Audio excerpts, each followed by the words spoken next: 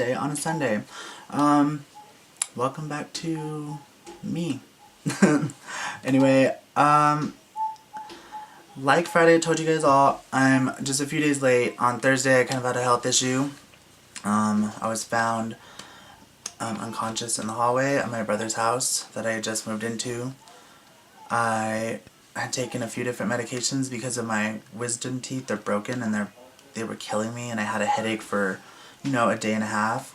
So I took some painkillers, some heavy painkillers, and I also had already taken like some water pills and a bunch of vitamins, and I just don't think that nothing mixed together really well. And they were out of the house and I was found out of it and clammy and horrible, and they wanted to take me to the emergency room. I probably should have gone, but the only way I go there is if I'm like near death, which I almost felt like at that point, so maybe I should have gone. But ain't nobody got money to be paying those motherfucking bills, because I don't know what it's like in your other countries of the guys of the day or weekdays, but us in America pay like an arm and a leg.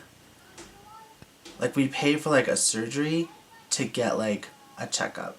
It's horrible. It's disgusting. The system is disgusting. So I stayed at home.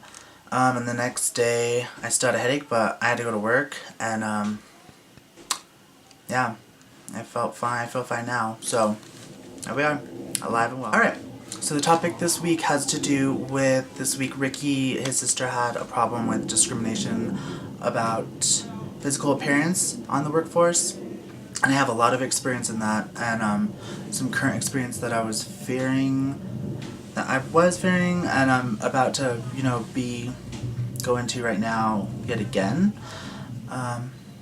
being that I've been at my current job that I'm at right now, bartending, for, it'll be 11 years in May, if I'm still there in May, because as most of you know, I moved yet again. Last week I was with Kelsey in Loveland, and while she was gone in Ecuador, I moved us into Denver. And we're only going to be at this place in Denver for about a month and get our own place in the middle of Denver. So we'll be moving again. But Denver itself, from my job that I still currently have, I bartend only on Fridays now because it's only logistical and worth doing that day for me until I get a full-time job. So I'll still commute down here, which is about 3 hours away, over a mountain pass. So it's pretty, that's pretty tough, but I've been there for 11 years in May, and I didn't always look so feminine when I had my long blonde hair and everything and makeup on, but when I was there, it happened maybe 3 years ago now, 4 years ago. The owner came up to me, or no, one of the bartenders came up and said that she was told to tell me that I shouldn't be looking like that, and that she was told to relay to me that I should tone down my appearance and look more normal, since I'm front of house manager and, lead bartender there. I should be more approachable by people, and I was really offended. I really, really was offended, and did not change. And then the owner came up and mentioned it to me, and I told him no, that if I wasn't allowed to wear eyeliner, then none of the girls that were on staff weren't either. And he didn't really he was, I wouldn't say he had a problem with it. I would say they were more just try to be busy or business cautious, thinking about the way other people were going to handle it versus how they are. So it wasn't really their problem, it was just them making sure that everything was, fine, which it was. So just to show them, I decided to not wear any makeup and just come looking like a guy that really didn't care too much, and didn't care, still showered and stuff, but just looked very normal.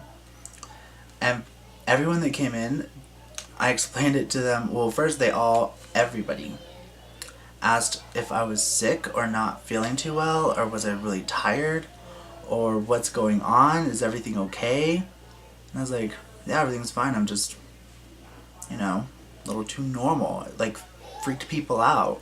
And I've been there 11 years. Everybody knows me here, and it's a pretty small town, so no one's had a problem. And so I proved my point. And after I've talked to all the people at the bar, I explained it to them, and they went to the boss, and they all told, like, a bunch of them, saying, like, we love you for who you are and how you are, and, you shouldn't have to change your way of life because they're unsure about it. So, my boss has been cool with it ever since, and, yeah. Although they do really like my new look, which I'm still trying to get used to, so gotta let this hair grow out a little more healthy. I kind of fried the fuck out of it. But it will be long again, don't you worry. On another side of it, well, let's talk about... Oh, hold on, give me a second. I'm gonna take this off. It's hot as the balls in here.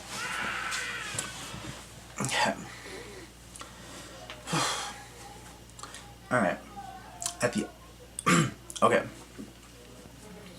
At the other end of the whole thing, not just makeup and, like, visually, being not totally male, not totally female, just being your own person.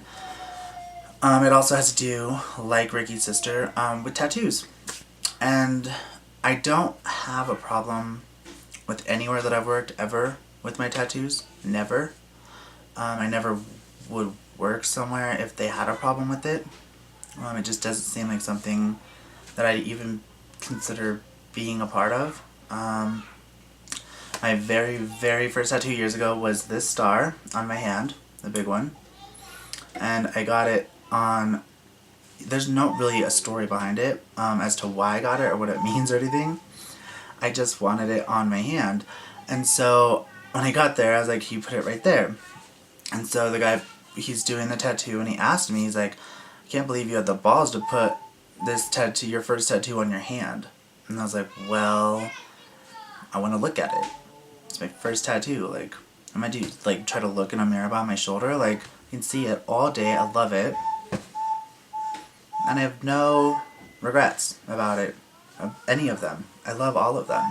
So, but he just said, well, not him, but somebody else. Who was I with? Maybe it was my father that said it later. Saying, when he saw it, he's like, oh, well, there goes your chances of finding a good job. And I'm like, what's a good job? Because to me, well, I make really good money working one night a week.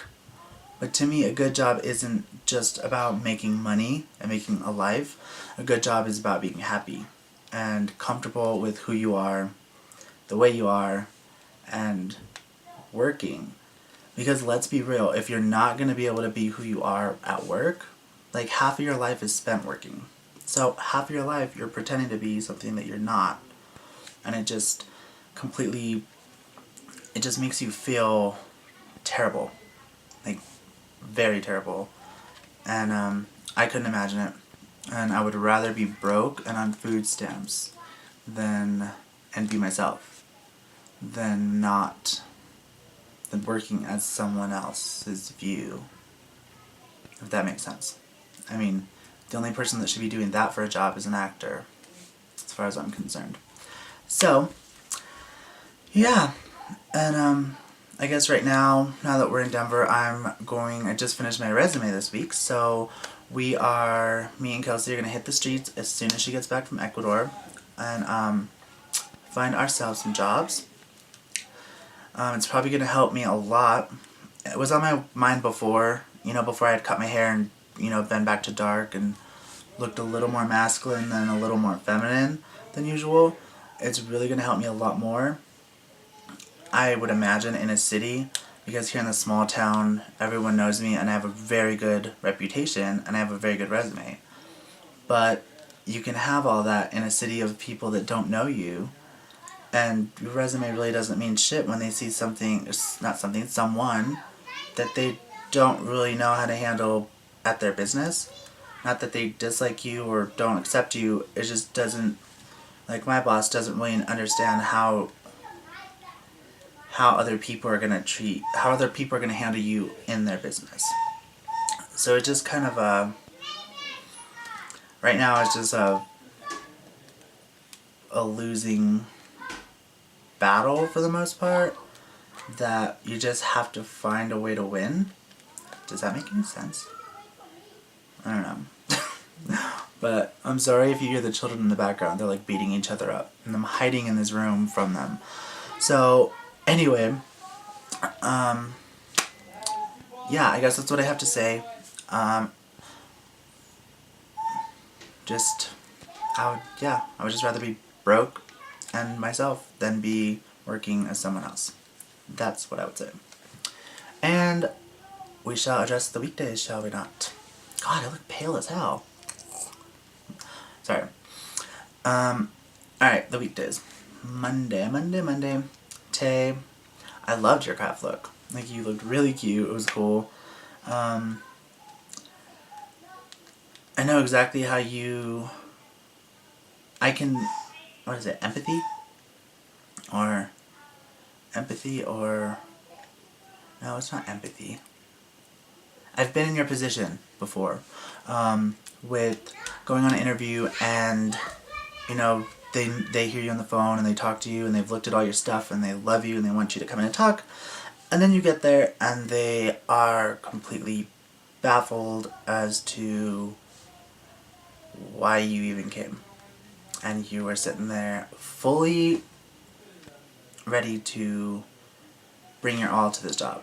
And they don't see that once they see you face to face. So, I've been there. I'm sure I'm about to be there again, looking for a job, so I'll keep you all updated. Tuesday, you look absolutely gorgeous. Your curly hair is awesome. I still just think you are cute as pie. And, yeah, I don't know. I don't even know what to say. I just love you to death. To pieces. Wednesday, you posted on a different day as well, on the weekend, I think last Sunday, because you had no Wi-Fi, which, ugh, being from someone that's constantly moving, that is one of my biggest nightmares. I hate it. So, I know we're here on that. Just like you said, I'd rather be myself. That's the only thing that really matters to me at the end of the day. So, yeah. Friday, your sister, I totally support, and I signed that thing or whatever, or I didn't sign it. I shared that thing, and I will sign that thing that you were talking about. Thank you so much for getting on and telling everybody about what happened to me last week, because that was terrible and horrible. I think my sister-in-law got on my phone and posted. I was like, you need to write on the page, and she wrote on the page for me because I was unable to move. But as far as back to your sister, jumping around, back to your sister, I really support her, and I will continue to support her always. And yeah, but I can't wait till next Thursday to see all of you stuffing your faces full of marshmallows. And so let's make it like a little bit fun and say like whoever gets the least amount of marshmallows in their mouth has to like do something crazy or funny or that the other ones agree on. So we should do that, because that sounds a little more fun than just stuffing marshmallows in your face. I will see you all on next week, but on Thursday. Ciao.